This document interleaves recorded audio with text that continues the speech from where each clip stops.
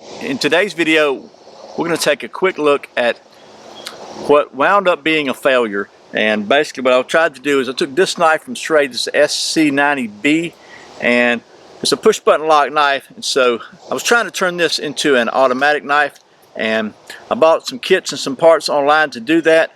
And as you can see, I screwed up. So what I'll do is just go ahead and post this video so maybe you could see where I made mistakes, and if you want to do this yourself, I'll tell you where to get all the stuff to do it, and maybe you can learn from my mistakes and not screw up yourself. So we're going to take a look at that coming up next here on Survival on Purpose.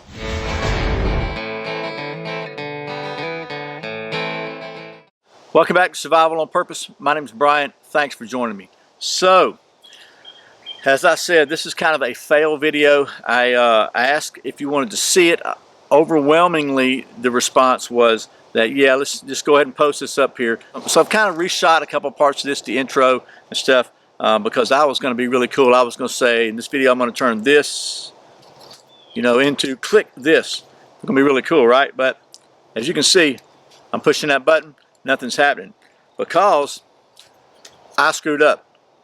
So real quickly, and then we'll get right into it. This is going to be kind of a jacked up editing on this video because I'm trying to not make it too boring. So let me just kind of explain to you a couple things that happened so I can cut out the long boring parts, and this won't be a 20-minute video of total boredom for you. So basically, we took this knife apart. It's got a push button right here, and this push button creates a lock, okay? It locks it open and locks it shut, and it's got a little safety right here. Well, this knife is actually set up to be converted to an automatic already from the factory. I know it is. The blade has a little hole in it for the spring, and there's a little slot in the handle for the spring, and you'll see that. There's one slot on the handle, and then basically it's got a little coil spring that goes in it. You put a little tab through the blade, and a little slot like this goes into the handle, and then it's supposed to keep the blade under tension, so when you push that button right there, it springs open. Well, on this particular knife, there's a little pocket where the spring sits that's just a little bit too shallow. So I bought a kit from the same place, which I'll tell you in just a minute what that is because I don't remember right this second, to mill that out. And I think I milled it out a little too far or something. So instructions are kind of spotty on that website, basically non-existent. So kind of looked up some other videos on YouTube to see how to do it. And apparently I didn't watch enough of them. So anyway, we're going to cut to that now. And you'll see my utter optimism when I start and my abject failure when I finish. But, sometimes you got to learn from your mistakes. Maybe I'll get another one and try it again. But anyway, here is the process we're going to talk about. We'll go into definitely where you can buy the stuff. And there'll be links in the description of where you can buy it. And try it yourself. Maybe you'll learn something from my mistakes and you won't screw your knife up. So the folks at Schrade were kind enough to send me one of their SC90B push button lock folding knives so I can show it to you and play with it. And real quick, this is an Aus 8 knife with about a 3.5 inch blade. It's aluminum handle, has a push button lock on it, so basically you push the button to allow yourself to open it or to close it. It locks it in either position. When I first got this knife, I noticed it doesn't have any kind of a thumb studs, any kind of a nail nick or anything on it. So really the only way to open it is just to push the button and then pull it out with your fingers, or push the button and flick it. And it works okay with that, as long as you don't have it too tight. And I've got it kind of loosened up where it actually does pretty good. But this knife just, to me, seemed to be screaming for some sort of an upgrade. And so I got on the internet and looked and found a place called SwitchbladeKnifeKits.com, and they actually offer a lot of different components to turn a push button knife into an automatic knife. And I think that's kind of like, this is almost like just a framework for creating an automatic knife. So I went ahead and ordered some stuff from them. So first thing I ordered was a set of springs, and they had like 4 different springs. I wasn't sure which size I needed, so I bought they have a flat and a coil spring, and also another in 1/2 and 3/8. So I got 4 of them. They were $2.25 each. So with all together with shipping, it's probably about $15. So it really, I got all 4 to see which ones I needed. As it turns out, for this knife, I need the 1/2 inch. So I went ahead and took the knife apart and started trying to do that, and I realized I needed something else because there's a pocket that the spring goes in, and I'll show you all this in just a minute. I just want to kind of give you the background. That really needs to be milled out a little bit deeper. So They also sell on SwitchbladeKits.com one of these mill kits, and this is a 1/2 inch or 3/8, all comes together. In this case, this thing is 25 bucks, so probably about as much or more than the knife, but you can use this many times. So that's basically what you need. You need a drill bit, you need a couple of torque screws for the retaining bolts here and the pivot screw, and then you need a drill. So without a lot more rambling, let me just take you down to the old stump top, and we'll get to doing some of that Switchblade stuff. Okay, so here we are down on the old workspace, the old stump top, and I put a piece of foam sleeping mat down just to kind of keep everything nice and neat and not falling into the cracks. But basically, so we've got the knife. We're going to need a number 8 and a number 7 Torx bit. The number 7 is going to be for the front, I guess, the handle screws, and then the number 8 for the pivot. So the first thing to do, just go ahead and take the screws out of the knife, and basically there's going to be 2 of them. You're going to have a long one in the back here because the back is a little thicker. You're going to want to be very careful when you take this stuff apart to see how it goes back together. So I'm going to try to show you, but it's kind of hard for me to do all this and keep my hands out of the way for the camera, but maybe that helps. Okay, so we got that there. So those 2 screws come out. Oh no, don't drop it into the dirt. Okay, so then we'll take your pivot screw out next. Okay, now that you've got the pivot screw and the handle scale screws out, just kind of hold your finger over the button so it doesn't pop out, but there's a spring behind there, and just kind of disconnect everything. Okay, so take this scale off. You can see there's a lock that slides into this little groove right here. There's a groove right here, and the lock actually slides into it here, and the red part goes towards the button. So it's just a little track that slides in. So pull that out of the way. Lift your button out of the way, and there's a little spring behind it, so go ahead and make sure you got the spring in there. Lift that out of the way. And then you've got the back, which actually is a spacer, and it also engages and holds your pocket clip on, like so. So get that out of the way. Oh, there's one more little pin right next to the pivot right there. Go ahead and pull that out of the way. And then just kind of gently wiggle your blade off so you can get it off. Okay, so pull your little... There we go, take it out. So you can see there's a very shallow pocket right there around where the blade goes. Go ahead and try to see if you can tap the rest of that pin out, the other half of that bushing out. Okay, so I just had to basically tap it out gently with a piece of firewood. You don't have to use firewood. So then we've got this, you see it's flat on one side, by the way, just like the hole, and the hole is flat on one side, so it only goes in one way. So now you've got your hole out like so. Take the drill bit. You'll see there's a little bit of a ring around here. The teeth of this bit actually should fit inside that little guide ring. And this is the tricky part. You just got to be really careful and make sure that you get it where it needs to be. And you just kind of hold it and start milling. It's a little bit tricky, but you just got to do it. Try to do it, hold it straight. You can see I'm milling out the pocket there, and I may be just completely screwing this thing up. We'll find out in just a minute. But you don't want to mill it out any deeper than you have to, because obviously you're going to make this thing weaker. You can also see why I didn't do this in the kitchen. Before we go any deeper, I went just a little deeper already. I want to kind of do a test fit, and basically you've got the blade. It's got a little tiny hole in it. If you can see that right down there, you can see the little hole next to it. So the spring has, one side has an ear which sticks up, if you can see that.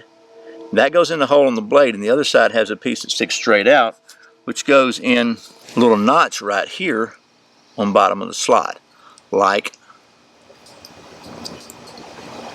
so. If you can see that, the little ear is in the little slot there. So the next step is going to be just to test fit this thing and see how deep it needs to be. So you want to go ahead, probably, because you've got a pocket on the blade also, so it didn't have to go much.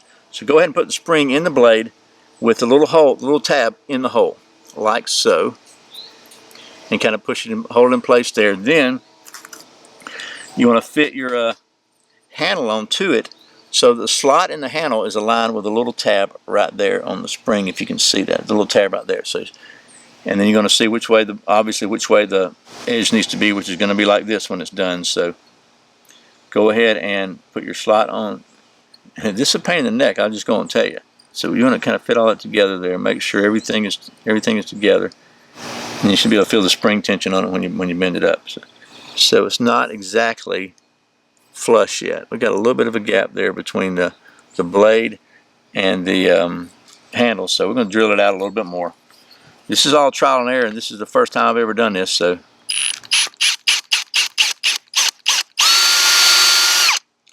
So definitely we're taking a chance on ruining this knife, because if you make it too thin there, it's going to be very weak. I think we might be getting there though. Yep, so we're flush now. We may have drilled it too much, but there's no gap there now that you can see. So the next step is going to be to put all this back together. Let's kind of get started again. So we've got the pocket here with the spring. Now this is the flat spring. Don't know if we need a flat spring or a coil spring, which one works better. They both look. The coil spring looks to be a little taller than the flat spring. So if I did mill it out too much, that might be okay to just use this one. We'll try it with a coil spring and see if it helps at all, and if it goes down to the bottom. So it appears to be pretty good with the coil spring. So the next thing, and here's the tricky part. It really is a pain in the neck. You want to go ahead and put the pivot, the bottom part of the pivot, with a flat side on it, like so. You want to go ahead and push it back up in there.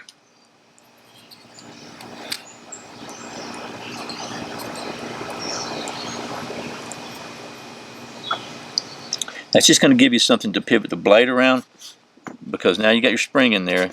You want to put the blade in, and it's going to be, you want to put it in backwards, so you're putting it under tension. So you got it on there now, so it gives you something. You want to put it under tension to put everything else together, which is going to be a little bit of a pain in the neck, because it's got a little tension on it now. So, but I think we're good. We're going to try the flat spring, because this one still sticks up just a little bit. If the flat spring doesn't work, we'll come back and do the other one. But let's just put the flat spring in. So the little tab is in the slot, and the other tab sticks up. Then we can put the blade on into the hole. And I can tell you, one video I saw actually showed them putting it on the blade first, and that might be easier, because you can just stick it in the hole on the blade and then just rotate the blade to get it where you need it. So we'll try that. We'll put it in the hole right there. Come on, now get in there. All right, hang on, I can't do this on camera. Okay, so there we go. It's in the hole now. Let me take the spring, kind of put it in the slot, and rotate it around till it engages, and you can feel the tension right there. Okay, so now we're just going to hold it kind of out of the way, because you just want to clear out this area right here so you can put all your stuff in. And I think it just came out. It just came unsnapped somewhere. Something came out. Yeah, it's just a slight little bit of a pain in the neck. Okay, it's in there now. We're going to hold it just a little bit out of the way. So we'll go ahead and put this little pin in now. That'll kind of help keep things. The small pin that goes right up here, goes right there behind the closest to the end of the. Oh man, it just came off. I think I probably broke this little ear off here. Maybe it's a little too short now, if you can see that. So I think what we're going to have to do is use this other spring and maybe trim a part of it off. Let's just see. So you can see now it's sticking way up through there like that little pin right there. I need to trim just about that. You can see that little bit right there, that little part sticking up. So maybe a 1/16 of an inch off that. I'm going to do that now. Okay, so I've trimmed the little tab on the spring there that goes into the blade hole, probably about half as long as it was. We'll see how that works now. We'll go ahead and put it into the blade, so it's there, and it's in the spring is in the blade pocket, as you can see, hopefully there. And then just take the knife handle, and it's got the slot here on the bottom, and kind of line it up where the tab is there on the spring, and then kind of put the pivot together, and then till it locks in. You can see that it's right there. So now it's kind of very tight, very close, and the spring is barely extending through the blade now. I think that's going to be okay, because I believe once we get everything tightened up, it's going to pull it in, and the bushing will take, the little Teflon bushing hopefully will take some room. Now I will say that they actually offer on the switchbladekits.com, they offer a lot of other hardware. They're for replacement buttons and replacement bushings and screws and everything else for it. But I just went with the low budget option. So we've got the blade back on here. It's under tension. You can feel the tension there. We got the little bushing back in.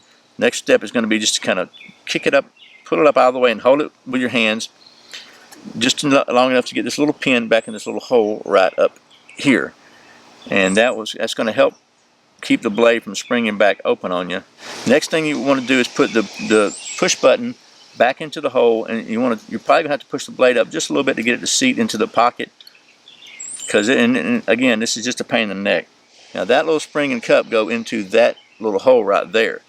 Okay, so now once it's in, you got to kind of hold it in, because here's where the real pain in the neck part starts. If you can get it to kind of stay in place there, you're great. Take the lock catch, put it in the groove, and slide it up like so, and that's going to help just a little bit, kind of provide some I guess some little bit of leverage for it. So right now everything's kind of holding together pretty good.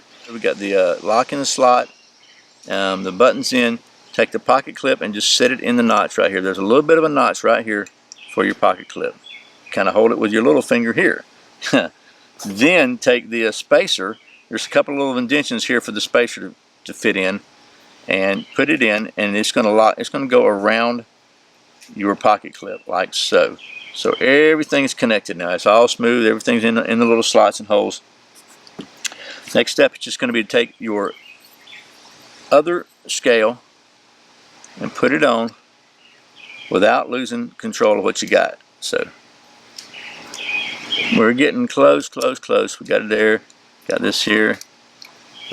Pull everything back where it goes. There's something not lining up here now. Not sure what it is. It might be the safety switch. It might be the push button. It might be that little pin right there. Let's see. That little pin was what it was. So we got everything back in, and the only thing we don't have in, let's see, so I'm going to kind of hold it together by itself, push the button, and see if this thing, how well it works. Now it seems like it may be just the pocket may be not quite deep enough, because it seems to be spread a little bit on the upper end. But we're going to put the screws back in, put the pivot screw back in, and we'll just see how well it works. Just kind of loosely, not too tight, but that's going to kind of hold everything together. Then we can change bits and put the other two frame screws back in. Now there's a longer one and a shorter one. We're going to put the longer one at the back because it's a little thicker back there, and the shorter one in the middle here. And then we'll see how tight the front needs to be. Oh my goodness, too tight. I just popped it off the I just popped it off. I didn't have it tight enough, so we got to start over. Okay, well, I have succeeded in screwing up 2 springs, so it's not working for me. I think I may have drilled it out too far, milled it out too far, but I've definitely got the spring keeps popping off inside here, so bummer. Okay, well, as you saw, I screwed up. I think I drilled the pocket too deep a little bit, or maybe I broke the clip off of the knife too much. One thing I actually thought was, if I actually had milled out the other side a little bit to allow the little pin that's stuck up through the blade maybe to be a little bit longer, maybe even to have bent it over, that might have helped the situation to keep it, because I think it's just, I had it too short, the pocket was too deep or something, and it's springing out. So I may just get another spring and try that, since both the springs I got are screwed up. And if I make it work, I'll let you know. But anyway, sorry for the long rambling video and the screwed up editing. It was really difficult to try to edit for a failure when you were expecting success. But anyway, it's a pretty cool knife, and it's a great knife to mod if you can figure out how to do it right. And I'll let you know if I ever get that figured out. So, but hopefully this has been helpful if you're interested in doing that to your own knives. Once again, thanks to the folks at Schrade for sending me this one so I could show it to you. As always, thank you for watching Survival on Purpose. I put out a brand new video every Friday, a new Schrade Saturday video every Saturday, and very often random videos throughout the week. You can check out another one by clicking right here. If you're not subscribed, I really would appreciate it if you would do that by clicking right down here in the corner. I really appreciate your support. Once again, my name is Brian. You're watching Survival on Purpose. Remember, survival is not an accident, so be prepared. I'll see you next time.